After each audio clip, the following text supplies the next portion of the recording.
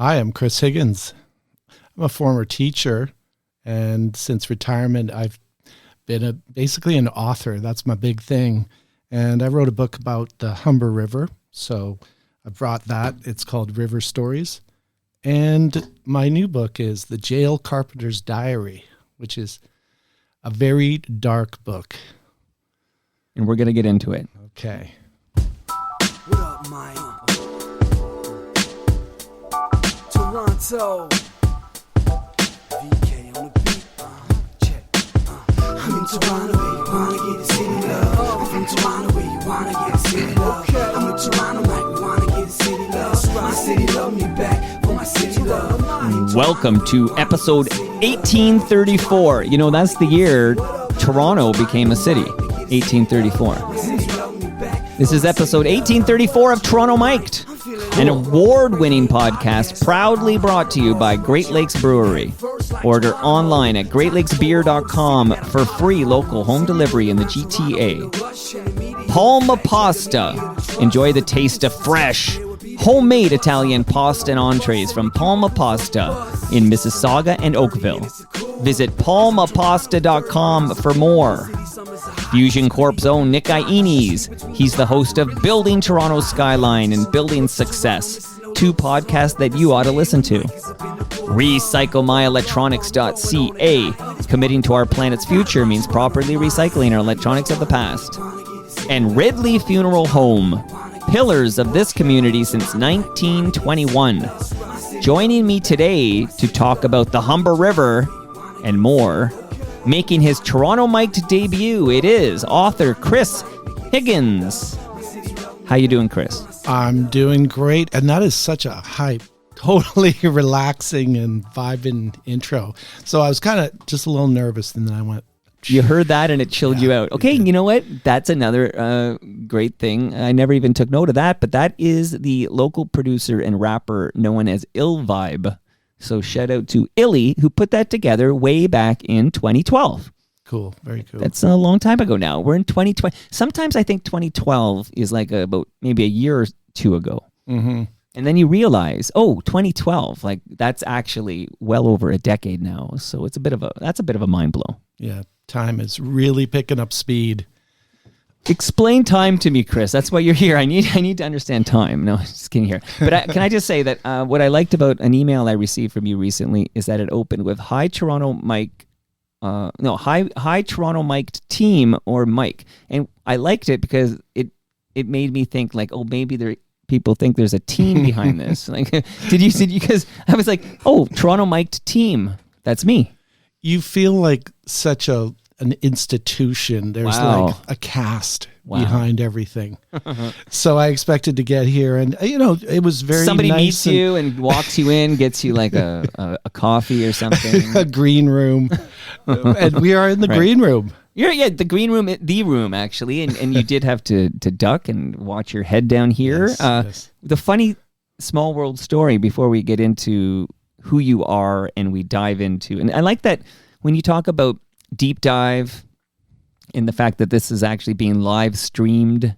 These are all like waterway references, like deep dive. You're diving into the Humber River.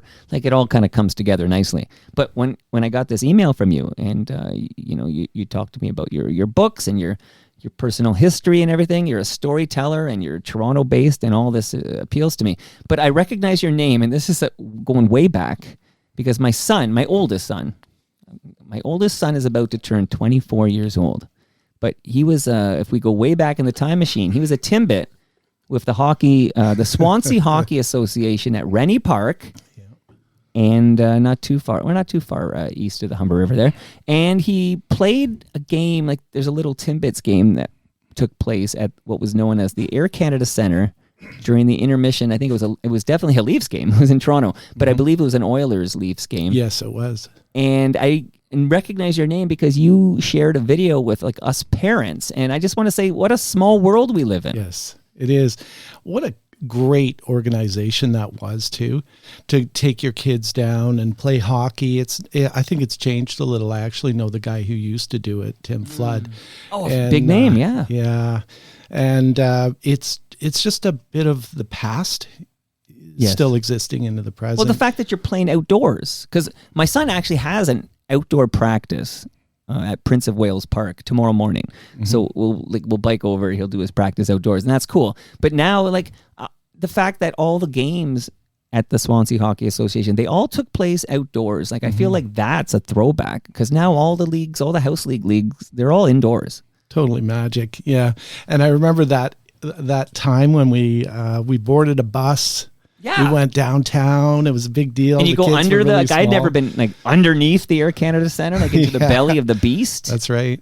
And then I took a camera, took all these pictures, these videos of people. There's a big inspirational speech. The guy from Blue Rodeo, Jim Cuddy, FOTM Jim Cuddy did the anthem. And he's like warming up in the washroom. I could hear this guy singing in there, and I'm like, who the heck is that guy?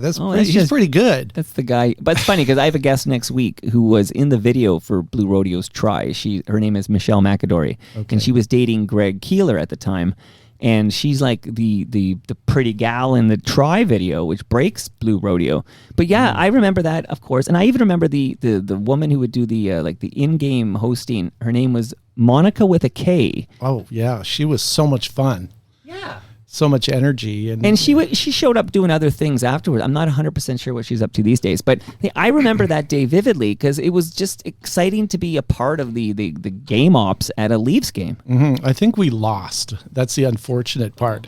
And as a Leafs fan, and by the way, your Harold Ballard reference, that really freaked me out because I listened to you with Jeff Merrick years ago. Oh, yeah, he buried him. And I'm like, what? I got to go back and check that I really heard this because I was really interested in Harold Ballard. Oh, yeah, me too. And then you write on the internet, like I come up with this page where you're like, oh, I go to that park lawn and I walk by that grave. And I'm like, what?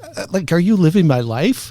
This is really, I feel for you. And he doesn't have a gravestone. He's on, I don't know what the term is. I should know because we're sponsored by a funeral home. So shout out to Ridley Funeral Home. Chris, there's a measuring tape for you from Ridley Funeral Home. Oh, beautiful. And shout out to Brad Jones, who just recorded the 100th episode of Life's Undertaking. And our special guest was Rob Pruce from Spoons, and that was a big deal. So people should check that out. But Harold Ballard, it's when it's ground level, like it's embedded into the grass, if you will. So it's not upright. It's like lying down his gravestone or his marker, I guess you'd call it. Yeah. So you kind of have to know where it is to find it. Like you're not going to walk by and just see Harold Ballard. Like Conn Smythe is in there. Jeff Healy's in there. I'm talking about Park Lawn Cemetery. Yep. You don't just bike by and see, oh, there's Harold Ballard's grave. You have to know where it is. And Merrick knows where it is because Jeff Merrick helped put Harold Ballard into the ground. You're right. It's a very unique spot. It's sort of tucked away. Discreet. And then you've got his parents in a little marker, and then his wife, and then himself, and then I think one of his sons has passed away, Bill Jr. maybe, right. or Harold Jr. Yeah. And so you've got the whole Ballard, and then Conn Smythe is around the corner. You got it. Now, if you were listening to that episode, I remember that number because it's my birth year. So that was episode 74 with Jeff Merrick. And although Jeff and I still chat all the time, he moved away. He moved to what are these names? Like what's north of Stouffville? Okay. So, I miss him. Yeah. I mean, but he's threatened to come back many times over the many years since then. But when he does make his return, I think that will set the record for like most number of episodes between visits because we're at 1834 now. So. Wow. But that was a great episode of Jeffy. Yes, it really was. He's a really interesting fellow. I've heard him on other podcasts as well. Yeah. And even though leaving that show, he was on, I guess, 32 Thoughts. He now does some really good work. You just don't hear about it quite as much, but he's such a knowledgeable guy. It's called The Sheet. Guy. Okay. I know that because I still book Merrick on Humble and Fred because he can zoom into that one. Nice. So I don't want Merrick zooming into Toronto Mike here. So I'm glad you're here, Chris. And that's an interesting history. By the way, I also played at the Swansea Hockey Association. And that's all I played, House League. I was on a team sponsored by the CN Tower. We were called the CN Towers. And we went 0-12 or 0-15 or whatever, however many games you get in the Swansea Hockey Association. We never won a single one year. It was quite something. Right. So I'm proud to be a part of that team. I didn't score a goal that year either. Oh. But I know. So I put my boy in the same thing I was in, and then he wanted to move to George Bell. So he's one of the many who wanted to play indoors. And you get a longer season, and you don't have to worry about, cancellations due to whatever, too warm. Sure. Or blizzard or whatever. Anyway, I have a lot of good memories from the Swansea Hockey Association at Rennie Park, and it's interesting we have that history. But I want to just briefly get to know you a bit before we dive into the Humber River, and then I'll tell you my personal history of the Humber River, and then it'll be mostly you. But the reason you are here to talk about the Humber River is because of the book you have with you called River Stories, and there's a Z at the end of River Stories. Can you just tell us what River Stories with a Z is about? Yeah, so I retired from teaching, and I was actually a teacher at Swansea Public School. There. Yeah, and it was during the pandemic, so it was really, there was a lot of stuff going on. Yeah. It was an anticlimactic, let's just say not the way I pictured I was going to retire. So I wandered down to the Humber River a lot, and one day I found myself near one of those abutments. And I'm looking out, and beautiful snow falling onto the river. Right. And I'm feeling kind of low at this point in my life. And I look up, and I see this graffiti kind of style thing that says Stories, Storyz. And I'm like, hey, and I had this visualization, like all these different stories that have happened along the Humber River, and there were crazy things going on. I can't even tell you the vision that I had right then. Maybe I'd had a little glass of wine the night before, but anyway, and then I just kind of went, okay, you know what, this pandemic thing, I think I'm going to write a book about all the stories that I can find out about this river. And I didn't want to go with those very well-known stories, so I really did that deep dive into old newspapers and things like that to find out things that people don't know. That was actually my criteria. If you already know it, I don't really want to write about it. I don't want to know too much about it. Just give me something different. And so that began the journey, and it took about 2 years to write. 2 years to write River Stories, all about the Humber River, which is, I know I speak to a Toronto crowd, but just in case somebody's less familiar with Toronto. So, we got Lake Ontario. This is a fun fact for the people who don't live in Toronto. We're on the shore of Lake Ontario, and there's two primary rivers, one in the east. I call it there's the East End and there's the West End. I've always lived in the West End. Have you always lived in the West End? Yes, and my daughter now lives in the East, and she tells me it's great. Yeah. And I've been out there. I know it, and maybe, who knows, maybe I'll move out there, but I'm definitely based in the West, yeah. I'm like that, so I felt like for most of my life, I rarely went east of Yonge Street, maybe to Massey Hall, or maybe to the Phoenix. That would be that's on Sherbourne, okay? So that's far east as I might go. But of course, in the last 10 to 15 years, I've got a lot of friends, a lot of things going on. My kid plays soccer. He gets lots of games at Monarch Park, for example. And I'm finding myself spending a lot more time in East York and the East End, and I'll bike to Ashbridges Bay, whatever. And absolutely wonderful. It's just, you're sort of Toronto's such a big city. You have your comfort zone. But you're right. If I ended up in the East End, I'd be happy there too. But to finish my thought there, in the East End, you got the Don River. So you got Lake Ontario, you got the big river, the Don River. It's got a great cycling trail next to it, although they've been doing a lot of work on it for the last few years, which has messed up a lot of my rides. But then here in the West End, the one I've been going to since I was a kid, we have the Humber River. And one of my go-to rides forever has been Etienne Brule Park, just biking along the Humber River.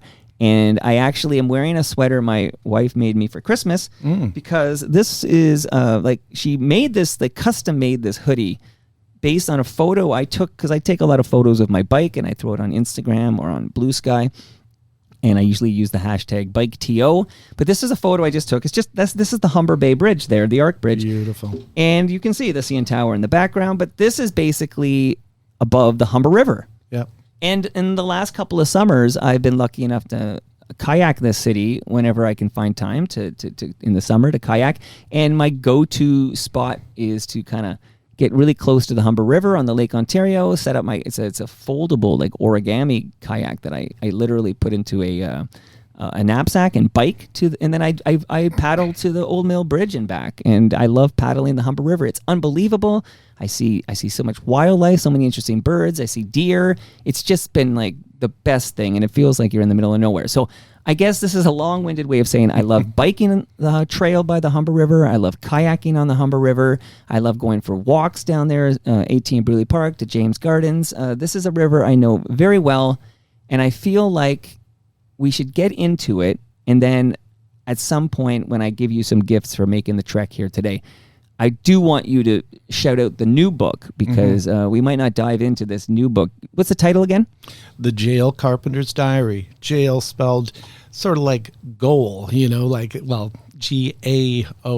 Is that Gaelic? It's the British way of spelling it, and the old way. So there used to be a jail at Front Parliament, and they called it the Home District Jail, spelled like this.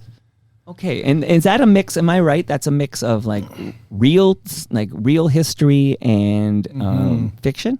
I'd always wanted to write a novel, and actually, I wrote a nonfiction version of this, and my sister said, "Do it as a novel. Just fictionalize it. People will like it better."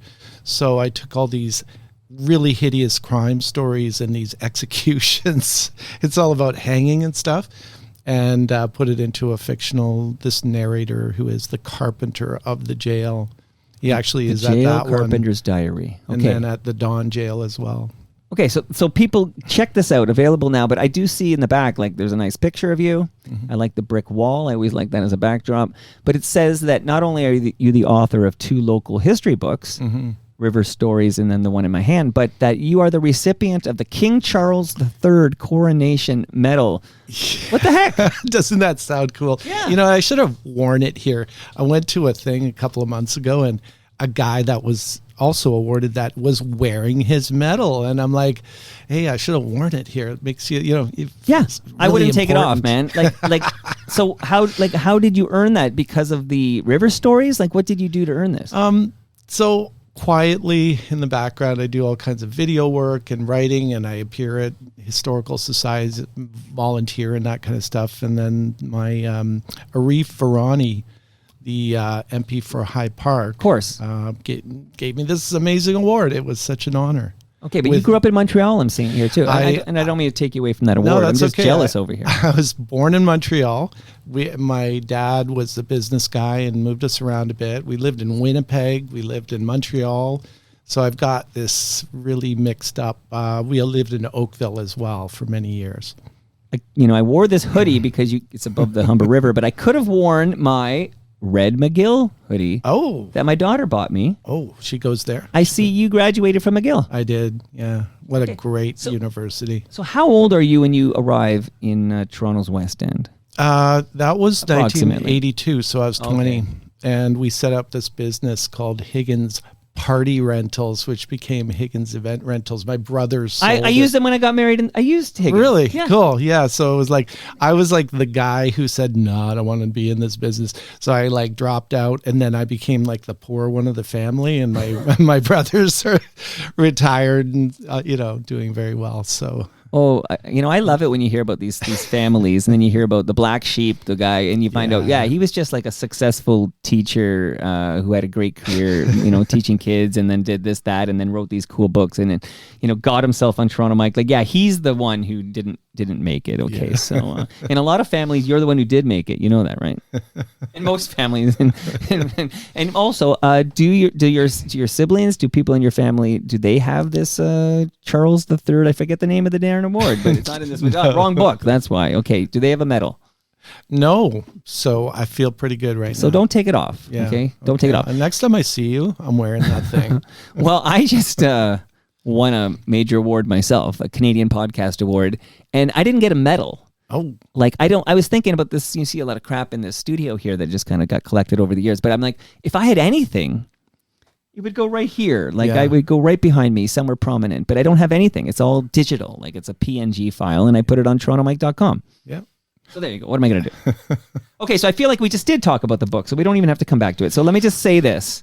Okay. The new book, The Jail Carpenter's Diary, and jail is spelled Gaol, just to throw you off, just so somebody like me will call it the Gail Carpenter's Diary. This is there's a lot of true history, Toronto history in here, but it's a fictional account. A guy named Michael Callahan, I guess. Yeah, I'm looking at it now, and that's available now. That's the newest thing. But we are going to now dive deep into river stories. We're going to talk about the Humber River. And, you're going to try to tell us some things we don't know. And I'll probably sprinkle in the obvious stuff like, do you know there was a hurricane? Or I don't know. We're going to see what happens with me. But I do want to give you a large lasagna because you made the trek. And this is courtesy of Palma Pasta. So it's in my freezer right now. Do you enjoy Italian food? Oh, yeah. My wife is going to love you. Okay, well, that's all I was really looking for here. So what's your wife's name? Sue. A boy named Sue. But, this is a Sue. Okay, I always think Shel Silverstein, I think, wrote that song. But did he really? I believe so. Oh, wow. I know. So shout out to Johnny Cash if he's up in heaven listening to us right now.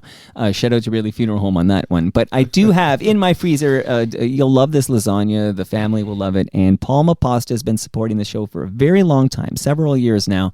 So I want to give some love. PalmaPasta.com, because not only can you go to one of their Oakville or Mississauga locations, but you can get your events catered by them. The same wedding where I was a client of Higgins, I was a client of Palma Pasta and had that wedding catered, and it was amazing. And that was in the Distillery District like 13 years ago. So shout out to Palma Pasta. Thank you very much, Palma Pasta. Do you enjoy fresh craft beer? I cannot say no. I have some fresh craft beer brewed right here in Southern Etobicoke. I was thinking they have a Humber River beer. No, but they do have a Sunnyside beer, but it's summer only, a Sunnyside Session IPA. But I do have, again, there's a Fighting Weight Octopus and some lagers, and there's a Canuck Pale Ale, and that is Great Lakes Brewery. We only drink Great Lakes on this show, and over 10 years now of sponsorship from Great Lakes. I already shouted out Ridley Funeral Home, but I mentioned the 100th episode of Life's Undertaking, and I urge people to check it out because Rob Pruce is our special guest, and it's really like another episode of Toronto Mic'd almost. It's amazing. And another guy recording great podcasts is Nick Iones from Fusion Corp, and his podcast is called Building Toronto Skyline, and we have a lot of kind of Toronto history too. Like we talked to somebody who helped build the CN Tower. We talked to the people behind the new development at One Yonge, which is going to be the tallest residential building in this country. I think it already is, actually, and it's not quite done.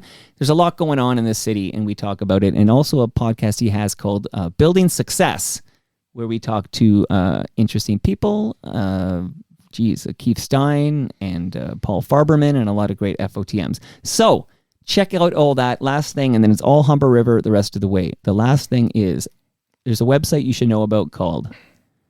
It's called, let's get these names right. Which website are we going to? RecycleMyElectronics.ca. So RecycleMyElectronics.ca is where you go if you have old cables, old electronics, old devices. You don't throw them in the garbage because the chemicals end up in our landfill. You go to RecycleMyElectronics.ca, put in your postal code, and find out where you can drop it off to be properly recycled. Okay, so all of those sponsor mentions were probably not in the Jeff Merrick episode number 74. So that's how far we've come. Award-winning. We have sponsors. Chris Higgins, I am going to be quiet because you're now the host, and I'm just here as like your Ed McMahon, okay?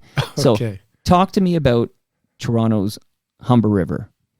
Okay, well, first, just a big but a small thing to say is when you go down there, your blood pressure just kind of decrease, like you just feel so relaxed. So anytime you're stressed, just go to the Humber River, you'll feel better instantly. But beyond that, there are so many places to go that aren't the usual places that you know about with the Humber. Like everyone will go to the bridge and kind of, it's a beautiful bridge for sure. The Old Mill Bridge. Or are you talking about the Humber Bridge? In fact, if you want to talk about the Old Mill Bridge, quick little story about that. And I just did a little mini TikTok or something the other day. Right at that, so go stand on that bridge at the Old Mill and just let yourself cast back into history. 1930, I believe it was, this family called the Deers, D-E-I-R. They built a shack there. The neighbors hated it. And it was then the winter came and they saw why they were warned not to build there. And basically it was a warm night. It was just after New Year's, maybe the 7th or something. There was a big party going on in the old mill. And it started to rain a little. There had been a lot of ice buildup. And, you know, when you're down at the old mill or the Humber River and when it starts to rain and there's a lot of ice, it just cracks right? Yes. Like sometimes you hear like a gunshot sound. It just cracks. And then it starts with this big sort of plowing ice coming down. So they had this little shack on this little island that used to be there. And basically these rescue workers or rescue crew towed a boat through the streets of Toronto. They were these ex-boxers. And they got there, it's around midnight or whatever, and they get out and they go over this icy water to rescue these people. And they managed to get them into the boat. And basically after that, you never hear of the deers. They kind of disappear from history. And that island also is re-engineered. I don't know if it's the Toronto and Region Conservation Authority, but someone comes in and just removes it. So when you're looking toward the subway bridge, there used to be a little island there. And you can kind of see remnants of it now. That's just one little thing because you're always going, oh, yeah, isn't this beautiful? Yeah. I'm all about standing in places and thinking, I wonder what happened here. And then going back and digging up stories and going, oh, here's something cool, you know. Okay, I'm kind of glad we're starting here because this Old Mill Bridge, and that's the proper name of that bridge, right? It's the Old Mill Bridge. Mm-hmm. Okay. Yeah, Robert Holmes Smith had it built, and it is built to last too, because there have been so many bridges in that spot, but that thing is solid. It can take all the ice that's thrown at it. Well, we got to get to that ice in a minute, but so on one side, I guess the south side of this, we call that Kings Mill Park, right? And then north of there is what we would call Etienne Brûlé Park. Mm-hmm. I'm just kind of, and this is right by the old mill. So a couple of things. One is, did you ever watch the series based on the Margaret Atwood book, The Handmaid's Tale? Oh, I love it. That part where they're on the bridge. So that's a pivotal big scene, and it's filmed right on that Old Mill Bridge. Mm-hmm. And they kind of do some CGI or some kind of change. They change it, but you can recognize it. And it looks really cool. Well, if you know, as I say. Yeah. But also, since we're and again, I guess I said I'd get out of the way, and I lied. I mean, I'm going to get out of the way because these are things that may be teasers. But the Old Mill, because as a kid, when I would bike that trail or walk that trail, I remember they had like the remnants of the old mill. Like it was like a partial, it almost looked like it had been burned out or something like that. And then at some point they used that to build like upon it. So I've got a friend, her name is Madeline McDowell. She's a very well-known historian, and she bases herself at Lambton House in, I know it well. I used to live down there in Warren Park. Oh, that's where I live. Okay. So I was in fact, my mom lived down there too at a different time than I lived down there, but I lived on Warren Park Crescent. Oh, cool. I'm on Varsity Road. Yeah, and I'm trying to, it'll come to me in a minute, the name of my mom's place, but there's only so many streets down there, but it's parallel to, it's perpendicular, to Varsity. Yeah. It is the best place to live in the whole city because you're like right on the trail. People come down all the time. The houses are like little post-Hurricane Hazel houses, little these sort of semi-detached, and people are coming in and kind of dressing them up. And it came to me. Right, so my mom used to live on Van Stassen. Did she know Doris Dunn? I couldn't tell you, but I'll ask her. I'm going to see her at my son's just birthday party tomorrow. Away, sadly. Yeah. Okay, I do, because my mom lived there, and I remember wondering why she'd ever want to leave, because she moved to like Islington and Bloor. Yeah. And I didn't know why. You're in like this magic little pocket. And the Lambton House is down there. So Madeline, who is the sort of I actually know her because an open house and stuff. And she had a cane. Yeah. I know her. So she passed away, eh? No, she didn't. Okay. She's still with us. It was Doris who lived around the corner. But gotcha. Madeline talked about how they went in and grabbed those, all the stone that was the remains of the old mill, and they willy-nilly put it together into this hotel. She didn't like it at all. I think that building looks beautiful, but she was like, she's a purist with things, and she wanted things done right, and whatever her complaints about that were. So did she want it to remain like a monument? Because I remember it was kind of haunting, because you'd see this like burned out shell of like what was an old mill. I think she wanted it cataloged a little better and observed better. Is it because you can't really tell that is the original part, really? Because they do design that old mill to look like the olden days. Yeah. And they just took it like Lego pieces. And I mean, again, I don't know too much about her gripe with it, but she wasn't Get too her happy. on the show. I will say this. There should be a monument to the fact that you can see that burned out shell of an old mill back in the day. You can see it in the video for the Tea Party's The River. Oh. Yeah, and I confirmed this with the drummer because I always thought it was the old mill because I knew it well and it looks like the old mill. But I did have the drummer on the program and we confirmed 100% filmed at the old mill. Oh, cool. So that can go in the sequel. Do you know about the old golf course? Tell me. Okay, so when you're, you know where the water treatment plant is? Yes. That used to be the Humber Valley Golf Club. Did you know that? No. Which is cool because, well, there was, in the 1880s, there were a lot of bones and things found there. And then they had a neighborhood there. And then someone eventually set up a golf club. And it was a beautiful little golf club. And then they went, because they had to make the sewage treatment plant, and they just leveled a street. And so that's just a little...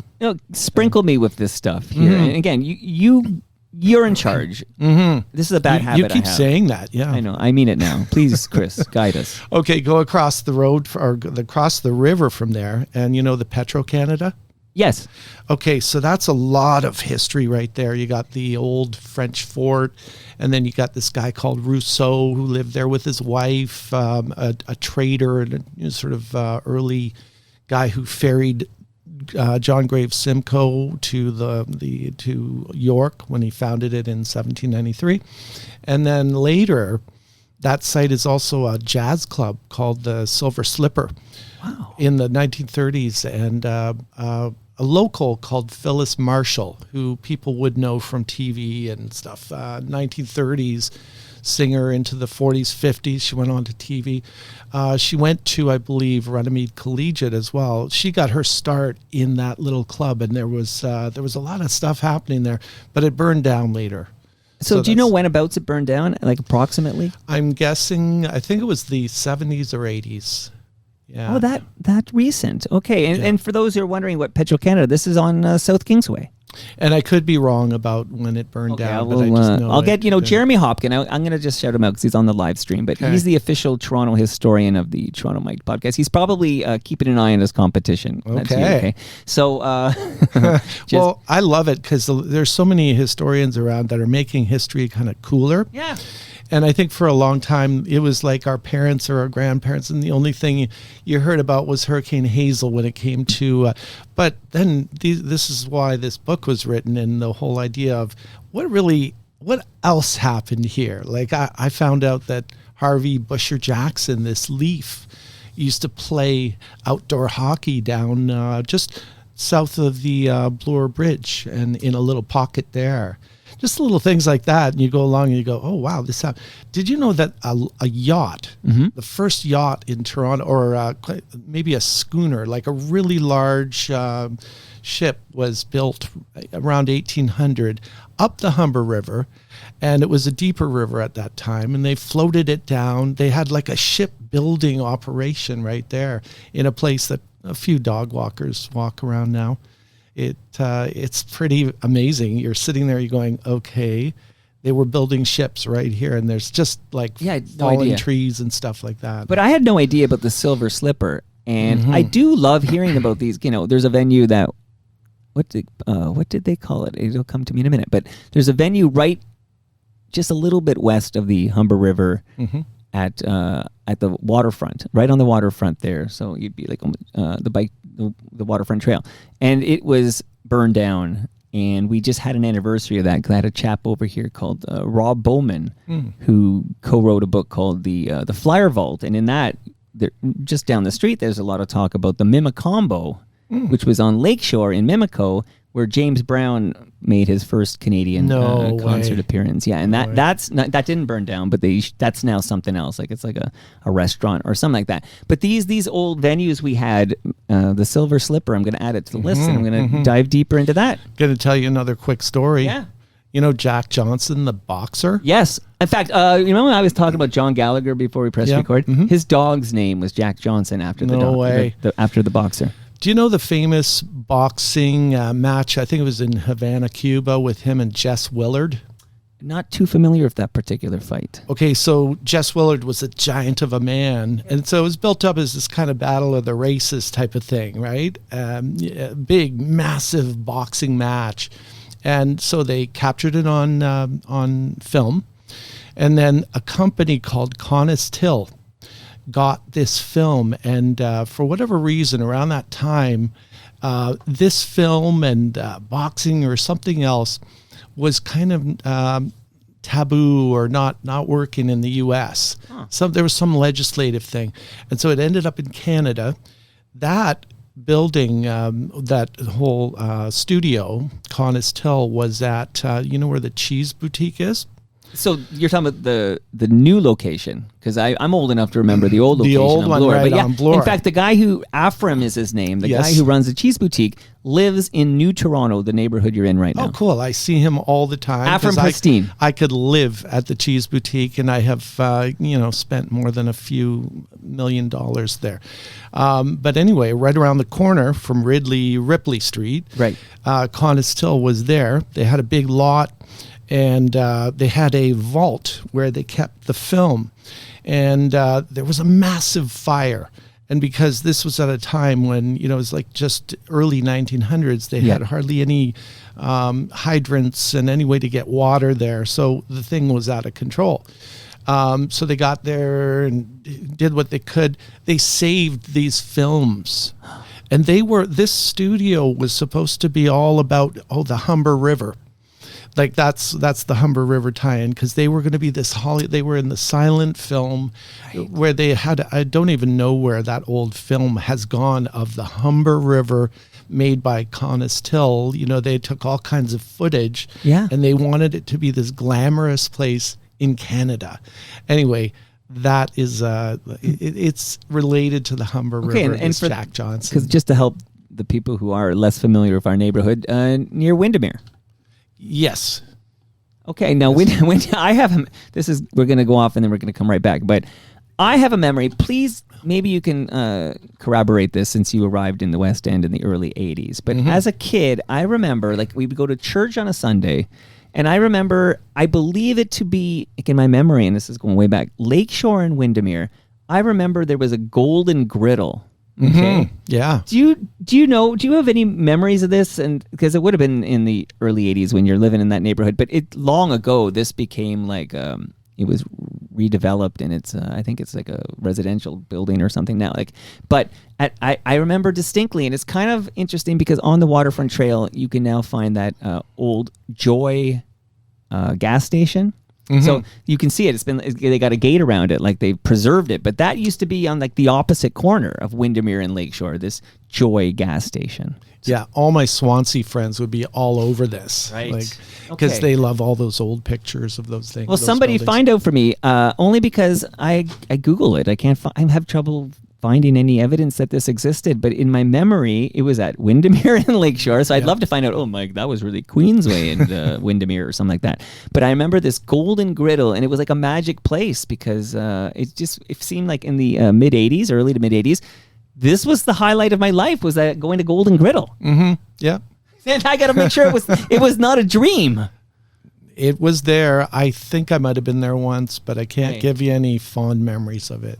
Okay, well, I'm thrown in the universe. And by the way, speaking of universe, the name of that club that burned down, that was at pretty close to the Humber River and the waterfront, I should have pulled out this name. It's called the Palace Pier. Of course. Okay, so a little bit away from the Humber. Yeah. Well, yeah, but not much at all. You know how you have that lookout? So if you're coming off the bridge and you're heading west, to the left, there's this lookout.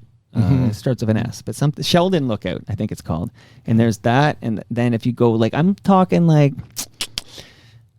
less than 100 meters west, that's where you have the monument, where they kept a little monument there. And now there's a nice structure, some kind of statue of some sort, marker that's okay. been recently put there in the last 2 years.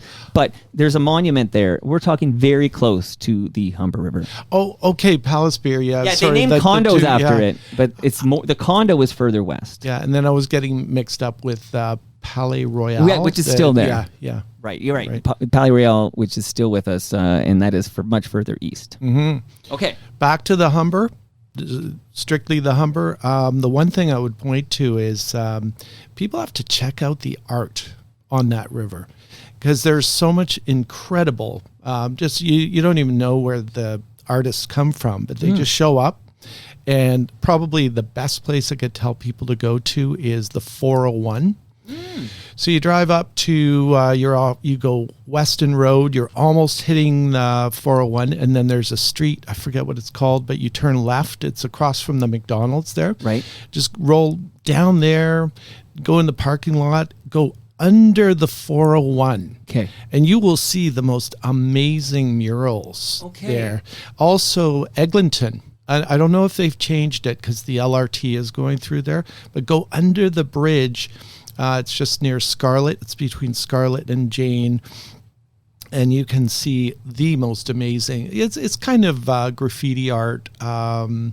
It's not as dramatic as the stuff at the 401. And then St. Philip's also has it. And there's a couple of other places. But if you like art, go down there. Amazing. I'm glad you shouted this out because there's beautiful artwork where the subway goes. So Philip Cote, who's a guy that I stay in touch with and who also got that medal, the King Charles medal. I can wear it with him. Well, we know that's a big deal. Oh yeah. Well, he's a giant. Like everywhere you look, Philip Cote is creating amazing work in schools and other public buildings. And you go, probably one of the coolest things you can see is go under the Old Mill subway and check out his murals there. And they are majestic. They are just amazing. Absolutely. I've taken a few of those bike TO photos with that artwork in the background. And also before I had a kayak, when I wanted to see what it was like to paddle the kayak on paddle the Humber River on a kayak, that's pretty close to where you can rent a kayak or a canoe and take a little row. Right, Toronto Adventures. There you go. They're right there. And what a great place to just rent a canoe. You don't have to own one. Right. I have owned one in the past, but you can just go down there, pay them a little money, and get on the thing, bring it back in an hour or two. Yeah, exactly. An hour or two is really, to do that paddle is all you need there. Yeah. Amazing. Could you please tell me about Dead Man's Point? Yeah, nobody knows about Dead Man's Point, but and if you go there now, you won't see anything, no marker, but it was a really popular place for kids to go. And back then, people would arrive in summertime and swim there. A lot of people also drowned there, and so it got the name Dead Man's Point. Where is it on the Humber? So it's also where they built the ships. So if you go to the east side, I always tried to verify exactly where it was, but if you go to the east side of the Humber River at Bloor Street, there's some apartment buildings there. You can take some steps down, and as I say, just dog walkers and the occasional person that you'll see down there. And it's across from the Toronto Humber Yacht Club, and which has a story unto itself. Well, you can hit me with that one too. I feel like I'm here to extract this gold, but yeah. And people know, if I haven't been clear, you can buy River Stories with the Z, Conversations on the Humber. You can buy the first book by Chris Higgins, which has all this and way more. And there's great photos in this too. I feel like a lot of these photos are, you're taking photos of things I've been throwing on my Flickr account because I just amazing. But you got a lot more here, obviously. But so people can buy this book. But tell me that story before you forget to come back to it. About the yacht club the yacht club at one time was, pristine, beautiful land. And then it's described in those terms just as they're going up to find a place to quarry and to dynamite. Actually, it was the first time that I found dynamite being used to remove river stone and other things like that. So they just blasted that place. It's in Kings Mill Park, and you can see a whole crater there, sort of the way they quarried the land there. And then it also became, so the clubhouse of that yacht club sits on the exact place of what followed that quarry that was purchased, and then they put this speakeasy. It was called the the Juanita. So the Juanita was this really, like, at a time when liquor was, they had bootleggers and all the rest. Right. And they would just have this crazy squirrel whiskey, and they'd serve it up, and people would get really wild there. And the cops really couldn't get in because there was no access from the roads. Right. And they had this, I heard it called the shortest ferry in the world. Like, you could go from one side of the Humber to the other, right, and then get to this speakeasy, this bar. There were a couple of murders there. I wrote about that in the book. And then when it was taken over by the people who set up the yacht club, it mysteriously burned in the first year. And so then they put down their clubhouse there. And it's a pretty funky yacht club. well, let me tell you about that yacht club today. So before we get back to Dead Man's Point, but there's a lot of controversy of that yacht club right now. So because I've started kayaking the Humber River, one of the big things, and I know that our local counselor, who's also an FOTM like you, Chris, her name is Amber Morley. I think she's been kind of on this, but there's some violations of rules, etc., to be licensed. And one of the big things is that you're not allowed to use your motor until you get to Lake Ontario. So you can have your boat there, and then you got to go along the Humber. And I can tell you, in this, I've experienced this myself multiple times, but when you're kayaking that calm Humber River, and then the motor boat comes by, whatever motorized water vehicle shoots by, and it happened all the time. It's not only is it disruptive and jarring, but it's scary. Yeah. It disrupts the environment. It's such a nice quiet zone down there. I don't like to be a killjoy because people are having fun doing this, right? And I was but they can do that when they get to the lake. I know, and it's not supposed to be a navigable river, right, so it's not built for that. But unfortunately, there are in the book here a couple of stories, and there were many stories of recklessness on that river, sometimes involving drunkenness and piloting boats. In fact, here's another weird story. In the marshes, there was once a cave that was dug out by a bunch of robbers, and they were like absolutely just robbing everybody from Hamilton to Oshawa. Wow. Coming back, stowing away their things. Sometimes they would sink a boat and then raise it later on and send it back to Britain because that's where they were from. That finally they were busted. A very smart cop on the river busted them, and then and then the guy broke out. He actually escaped, and he was never heard from again. When they got into that cave, they found like love letters from home. They had like things pinned up on the walls in the cave. It's just a crazy story. I love that story, and I know exactly the marshes you're talking about on that Humber. Wow. Yeah. Okay, and Dead Man's Point. Yeah. Just back there, I know there's some further sadness tied to that popular swimming spot. Yes. Well, I don't know which story you're talking about. I'm talking about the suicide. Well, so what was her name? Because it's been a while since I wrote this book, and I forget her name, but she was a young British woman. She was staying in the Junction. Right. I suspect she had a relationship that ended badly, and I think it started at Dead Man's Point. So in the winter, she was going off to work one day, and it was in... Is it Maud Guest? Yes, Maud Guest. That's right. I only got that from you. I did a little... Yeah. And so she wandered down in the winter. So she was supposed to be going to work, and she goes down, and she put her lunch down in her gloves or something, and then she jumped into the Humber River, the frozen Humber River. And then she had to be... dragged, like the bottom of the river had to be dragged by basically one guy had the job. His name was Mate Aykroyd. He worked from basically Scarborough to, the Humber River. Anytime anyone drowned, he would bring these poles and these wires and stuff and pull people, basically drag for a body. and he found poor Maud. And that was kind of our whole rescue operation back then. Well, I'm going to be thinking about these stories when I'm paddling the Humber River. So I had no idea. So you have the Juanita tea rooms on one side, and then the other side you got Dead Man's Point. Yeah. Essentially. Yeah, there was a guy with a cabin down there too, and it was right in that same little, I think of it as a kind of historic place.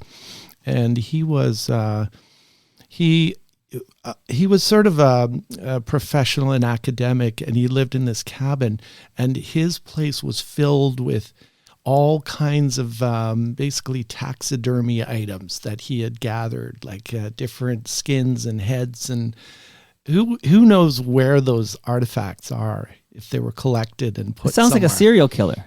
I know, but he was a legit guy. Like, he was called a conservationist, right? At the time. It's all That's about what branding. they did, right? It's all about branding here. All right. So, I mean, you've already, the whole yacht club, which I'm a little ticked off about the yacht club, and that's a whole modern day story. But it sounds like they're true to their history, because if that was like a notorious speakeasy, like a liquor spot, where, what's the line from It's a Wonderful Life? This is a place for guys, and whatever. There's whatever that line was, where the guy's talking about the tavern. But it's just, maybe they're true to their legacy. Like, maybe they were supposed to be like the disruptive asshats of the region. Well, that's what you wonder about, these little curses that might happen. And right. Back to Harold Ballard. Do you know? Sorry to be random. No, this is what we do here. But you know what happened in 1930? He used to be a sea flea racer, this boat racer. And he crashed his boat on Lake Ontario. It was early in the spring, so it was really cold. And one of his companions, one of the occupants, died. He drowned. And it was very tragic. And for Harold Ballard at the time, he went, "Oh, this is terrible." And I always think of this as like his warning from God or the forces of the universe. Like, hey, I better really watch it. And unfortunately, he got to a point where he was so successful, he forgot that advice. And so that is the Ballard curse over the Leafs. Okay, geez, okay, something's cursing that team. So I always assumed it was Ballard related, though. Yeah. I will say this, because I was born at St. Joe's Hospital there in Parkdale, and then 2 of my 4 kids were born at St. Joe's, and there is like a Ballard wing. Oh. So I mean, he was cheap with the team. I've had Rick Vive on, I've had others on. This guy was cheap, but that money, there was a lot of money donated to the St. Joseph's Hospital in Parkdale. So Ballard was he had his haters, still does, but he also had the people who understood and saw that soft side of him. His wife, who first wife, right? Her name was Dorothy. Okay, yeah, loved her dearly, but unfortunately, he wasn't probably a very good husband to her. His sister-in-law said some really good things about him. He was a very lovable, soft, caring man, and yes, he gave to charity. Unfortunately, he had another side. Yeah, a lot of us are, complex. What did we learn from the Transformers? More than meets the eye. Mm-hmm. You can write that down. You can use that in your next book.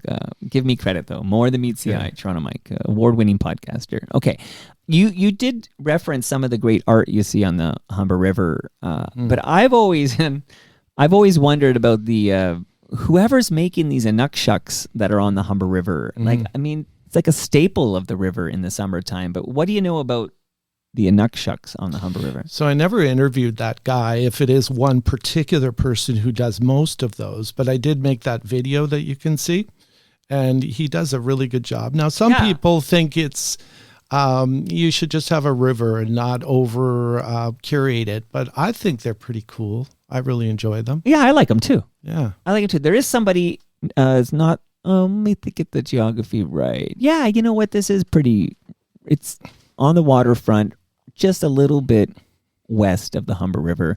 Somebody makes like animals and out of like the wood, the natural wood you find in the area. I don't know how to describe them. I'm doing a terrible job, but if it's birch or whatever it is, and I see him there almost every day. I bike by this guy, and he's kind of working on his craft there. He's kind of set up shop there, which is kind of reminds me of the Inukshuk guy who in the Etienne Brule Park makes those Inukshuks on the Humber. So Madeline, that I referenced before, Madeline McDowell, she makes a distinction between different kinds of art on the Humber. So she sees if there's a beautiful bridge and you do graffiti on it, she sees that as vandalism. But when she talked to me about the Inukshuk guy, she said, oh, he does these nice magical things with these, and it all just goes back into the river. And I see your point, right? This is like organic and you're using nature, whereas the graffiti, it's like you're painting something, and I could see her differentiation. Is that, you're a teacher, am I saying that right? Yes, differentiation? yes. Okay. Too many syllables as far as I'm concerned. And that is a great debate to have. Like, I've had this debate with many a person, like, what is art versus what is graffiti? We could do 90 minutes on that. Yeah. So, yeah. I mean, the big thing is just to not do damage to the river. And I think in this book, there's a lot reported about damage over time. I mean, we've harmed the river in some really big ways. At the same time, we've also begun to say, oh, it's one of our treasures. We should take care of it. And Right. I think there's been a lot of that. And so you or myself or all the people we know who love the Humber River are really doing that. So it's nice to see that. Okay, so when it comes to graffiti, the canvas, the blank canvas that looks so appealing, sometimes I want to, in the middle of the night, bring my spray paint cans and bike over. Not that I would ever do that. No. But it's the Oculus, okay? Yes. It's that, like, the flying saucer, if you're wondering what the heck's the Oculus. It's also so photogenic. I've taken 1 million bike TO pictures by the Oculus there. But like when sometimes it's super graffitied, and every once in a while they sort of like paint it white and clean it up. And then I think, okay, it's a fresh canvas for somebody. But can you tell us what the heck it was? Just like a pretty looking public washroom? What was the Oculus? Yeah, so the Toronto Council, I think it was in the 50s, I can't remember the year exactly, came along and said, oh, we want to do this sort of unique and futuristic looking building. Sort of half sculpture, half structure, just some curiosity. Yeah. And they went ahead and did it, and it really is interesting and unique. And then that acoustical part, you can stand under it and make all these sounds and play guitar, whatever you want to do. It's cool. Unfortunately, it invites, who knows why, this unwanted, people come down and they spray paint it, and they well, it's like a blank canvas. There. I feel like it's built. It looks like it would be, if I were a graffiti artist, there's my canvas. But they also leave garbage there and do all kinds and it's in a remote spot. So it's very hard to surveil. It's very hard to, Right. And by the way, that's sort of at one tail end of that golf club that I told you about.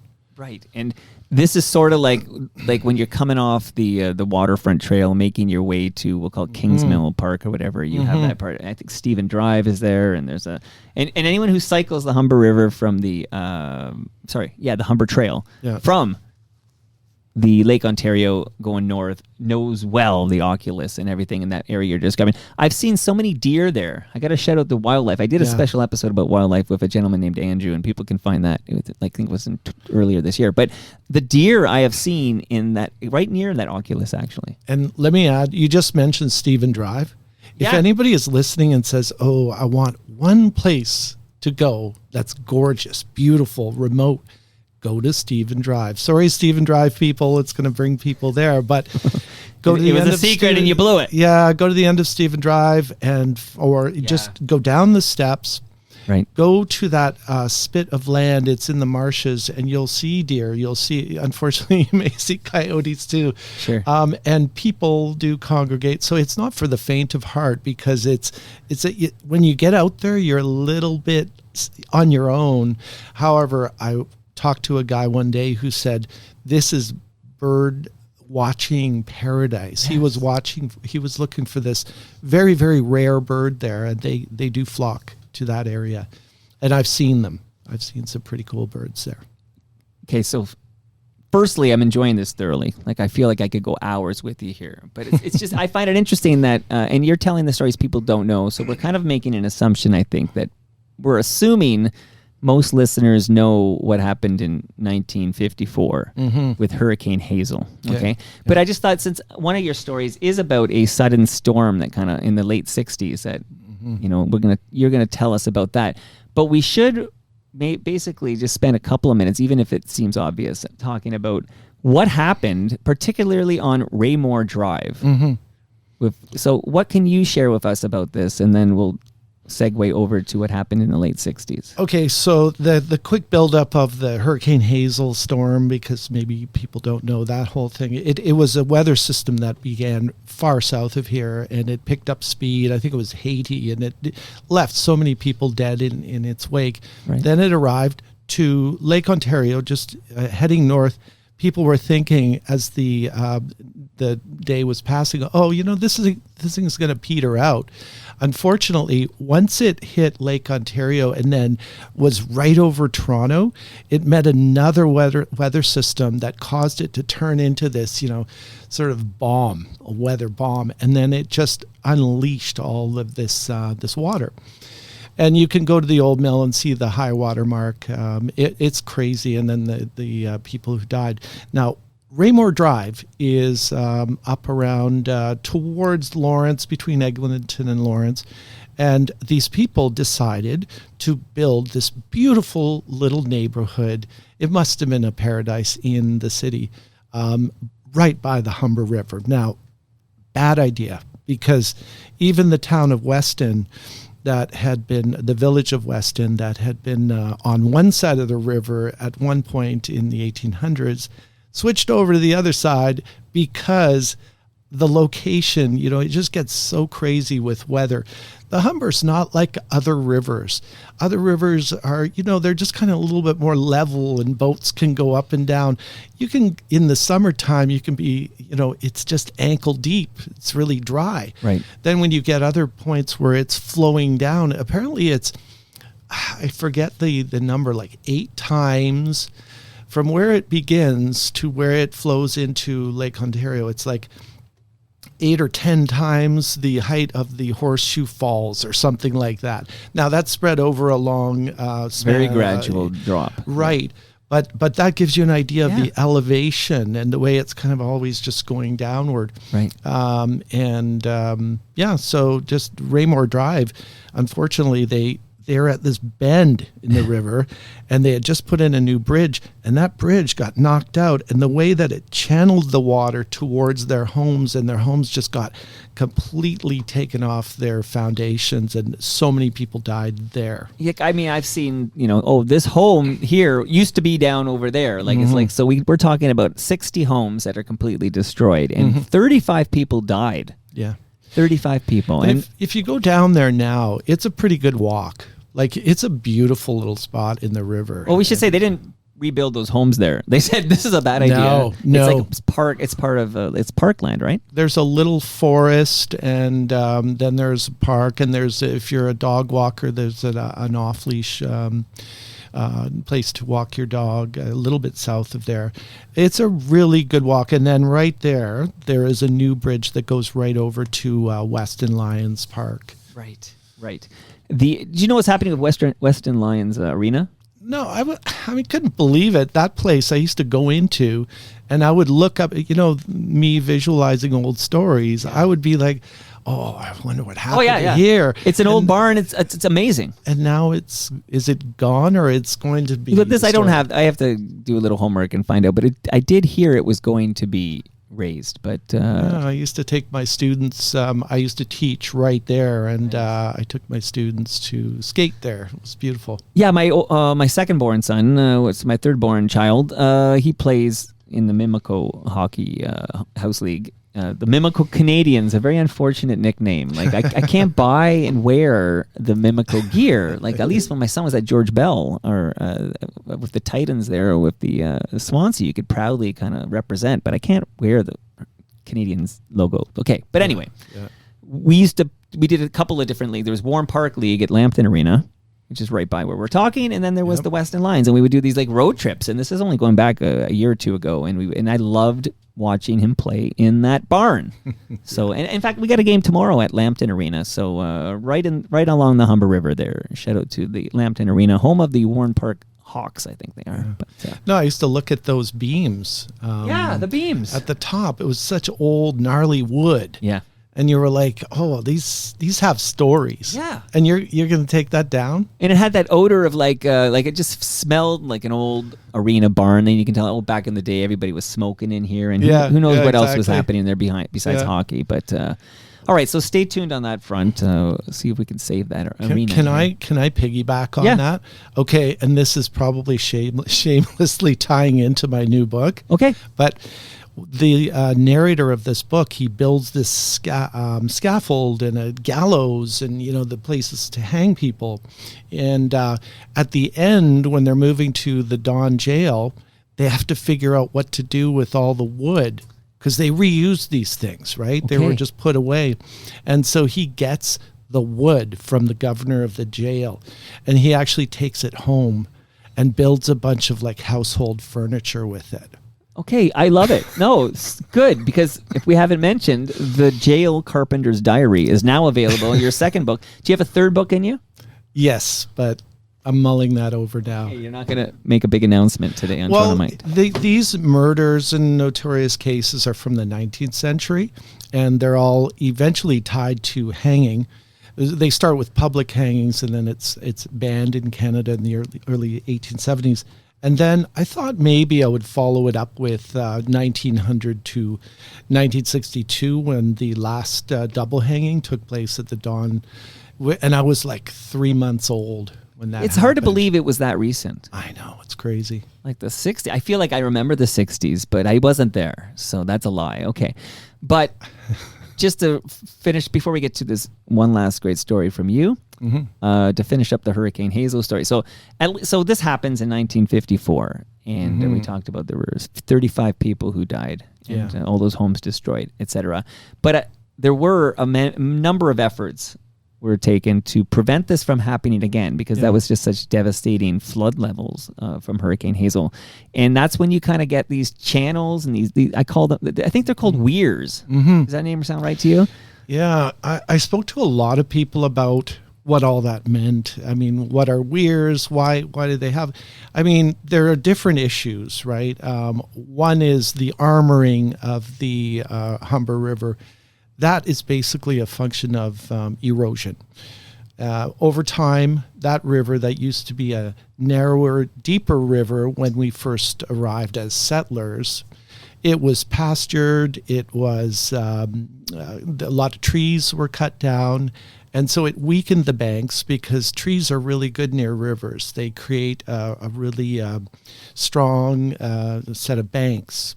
But once you start cutting, it sort of just makes everything. And so that's what caused the widening and the shallow nature of what we're looking at. And so they need to gird up those because you get so much power coming down with the freshets, the spring melts and rainstorms, and so they needed to basically give those banks a little strength. But the salmon as well. Yeah. There's different reasons for those, but it is to reduce the flow, the power, the energy, and to enable the salmon and the trout to make their way up. And also another function of them is to filter out the sea lamprey. Okay. See, I did not know that. They end up in these little traps at the side. If you go to Etienne Brûlé, you'll see a little concrete part at the side. It's a sea lamprey trap. That's exactly where. So Etienne Brûlé Park. I was actually going to bring up Mr. Brûlé right now, but, so I'm glad you segued us over there. Okay. But Etienne Brûlé Park. That's when the salmon are running. That's just amazing to stand at the bank and watch. Like just watch the salmon run. It's amazing. It's incredible, and people love it, and that's why we get so much support. I don't like to see all the fishing though. No, I don't mind fishing, but they're like they're 10 feet away from the weir. Yeah, it's like shooting fish in a barrel. Yeah, it's just not fair, and they got to give a sporting chance. Now, I'd like to see a little bit more enforcement. By the way, you brought up Brule. Yeah. There's another thing. Yeah. I don't think Brule was here. Hot take. Really? So, because we're going back to the 1600s, right? For, yes. This Frenchman, if you can't tell by the name, because he is credited. They named the damn park after him, but he's credited as the first European settler to discover the Humber. Is that right? Or no evidence of it whatsoever. Really? None. This is the real talk. None. Chris Higgins with the real talk here. No, I've tried even to change the Wikipedia page, and they just reject me every time. No, it's like. I did a lot of research, and Carl Benn, for instance, this really famous academic. He used to be the guy in charge of this at Ryerson. I forget his position there, but he's written several books, and he said to me it was probably the Grand River that he went down. Like, Brule did go down to the south, traveling from the upper Great Lakes, and so he made his way down. But in the writings of Champlain, there is no mention of the Humber River. He does talk vaguely about a boy did this and that. He calls him, there's so much mythologizing. In fact, Robert Holmes Smith, who developed all those beautiful neighborhoods like Babby Point and Riverside Drive, great genius of a guy, and I really respect him. He made a lot of marketing out of Brule and the Brule myth, and Swansea has a coat of arms with him, and it's all very mythic and very, like legend, the stuff of legend. Okay, this is wild for me to hear because, the man who shot Liberty Valance, when legend becomes fact, we print the legend. And that sounds like what's happening here. But I did want to it sounds obvious. It's almost like a land acknowledgement, but our indigenous people were at the Humber River and especially this area we're describing. This was a very crucial kind of touch point for indigenous people here. So we named the damn park after this Frenchman, this European settler who comes over in the 1600s. And now I'm hearing from you that maybe he didn't even come over here. But I always found it interesting because you mentioned Ryerson, just talking about the old university there, although it was a Polytechnical Institute when I was at U of T, but we used to call it Rye High. But now it's TMU, right? Not the Toronto Mike Universe. But Etienne Brule Park needs to honor the indigenous people who were there before these settlers came and just took the damn place. I think there's a better version of which European, and there were a few Europeans that you can really in a documented way say, okay, they were here. Alexander Henry was taken hostage by some, like an indigenous party, and taken down the Humber. He documents it, forget the year exactly, but it started this big journey, and then he went down, and they talk about the river per se. So you can see the Humber River in that diary. It's very detailed. Brule, no. Okay, so I'm going to read what Wiki has today. So this is the current Wikipedia write-up about Etienne Brule and the Humber River here. Quote, "It is believed that Etienne Brule was the first European to encounter the Humber while traveling the Toronto Carrying Place Trail. Brule passed through the watershed in 1615 on a mission from Samuel de Champlain to build alliances with native people, but left no written record." Interesting. Okay. The trail became a convenient shortcut to the upper Great Lakes for traders, explorers, and missionaries. So like it does say there's no written record. So they so is it just a spoken word? I don't know. I mean, you can't find any evidence. I trust you on this portfolio. I just don't love saying it in such a full way that it becomes fact and people take it as fact when you can't support it with some kind of primary source evidence. It's just not there. Right. And so that's one thing that I would like to have people know. I'm glad it came up. Yeah. I'm glad it came up. And now that, I know Jeremy Hopkin and, Adam Bunch comes over once a year, and there's these Toronto historians, we need to do a little more research here and get the story straight. Because you know what? I talk about the man who shot Liberty Valance, but on Toronto Mic'd, we don't print the legend. Okay? We're looking for the real talk here. So final story. You've been great. I'm glad we could do this. We'll find a reason for you to return, and maybe you'll make an announcement what that third book is about. Okay. When you got that shored up. See, I'm doing all these water references. There's a live stream. We're shoring things up. There's a deep dive. Okay. But, I thought maybe we could close with the rescue under the Dundas Bridge. Mm-hmm. That's a fun little story. I got all this footage from at the time I was volunteering with Heritage York, and they've been sitting on all this great stuff. Like you have police and fire rescuers, and they basically are saving these girls who they're really young. They're maybe 12, 13. And I think they went to Humbercrest. They were going to that school at the time. My two oldest went there. And they just went down there for a little swim, and they were on the abutments. You can see those abutments to this day. And this storm blew in, and they were suddenly stranded on these abutments. And someone from a local building called.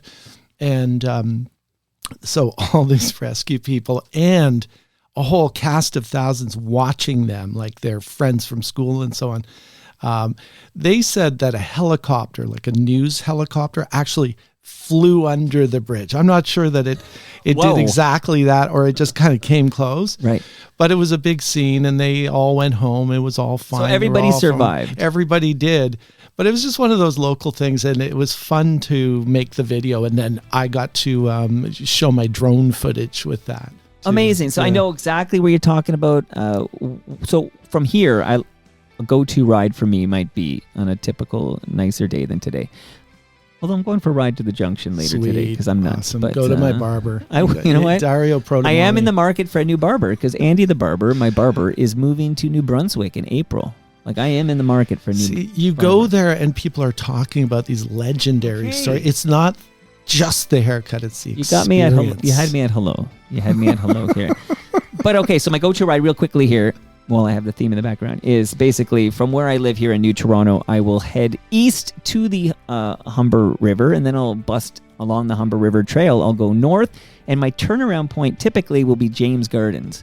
And then on the way back, I'll go up that very steep St. Mark's Hill that you know so well, just so I get a little, little work in there. And then I'll basically take a net to High Park, and then I'll go through High Park, and then down Colburn Lodge, and then I'll end up back on the Waterfront Trail, where I will go west to here. That's like a go-to, and it's about 30 to, it's like between 30 and 35K, the ride, and I love that ride very much. You're living my life.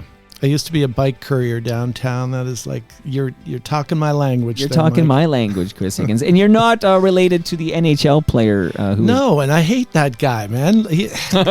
Chris Higgins, I tried to get that .com for years. Oh, man. And he's not playing anymore. No, but he's with the awful Vancouver Canucks. Like, don't go look at their record, so I don't know how long he'll be there. But Chris Higgins, it was a pleasure to meet you. I can't believe our boys played at the Air Canada Centre together while Jim Cuddy was singing the anthem. Like, we experienced that together, and here we are. And I know he's turning... I'm having a 24th birthday party for him tomorrow. No. So, yeah, we're going back, I don't know, 18 years? That's 19 years? 20 years? Yeah, that sounds about right. Timbits, right? That's pre-House League. What a magical day that was. Glad to have been there with you. Well, it's good. Here we are reunited, and it feels so good. You want me to sing that one? Yeah, would you? And that brings us to the end of our 1,834th show. Go to TorontoMike.com for all your Toronto Mike needs. Is there a website you want to send people for all things Chris Higgins? ChrisHigginsWrites.com. So WRITES, not RIGHTS. Right. You should get both just in case. Huh? Chris Higgins writes. .ca or .com? .com. .com. Okay. Much love to all who made this possible. Again, that's Great Lakes Brewery. You know, Jeff Merrick also worked there for a short spell because he knew those guys from Humberside Collegiate. That's a true story, yeah. Mike Lackey and Peter Bullitt, who now owns Great Lakes Brewery. His dad started it. They're Humberside Collegiate people. Oh. All this history. Palma Pasta, you got a lasagna, Chris. Love Nick it. Ianni's, RecycleMyElectronics.ca, and Ridley Funeral Home. The history of that place. That place opened in 1921, servicing New Toronto. See you all Monday. I'm going to drop a conversation I had with Brother Bill. We'll talk about the CFNY documentary. We'll catch up with Brother Bill. A lot going on over there. See you all then.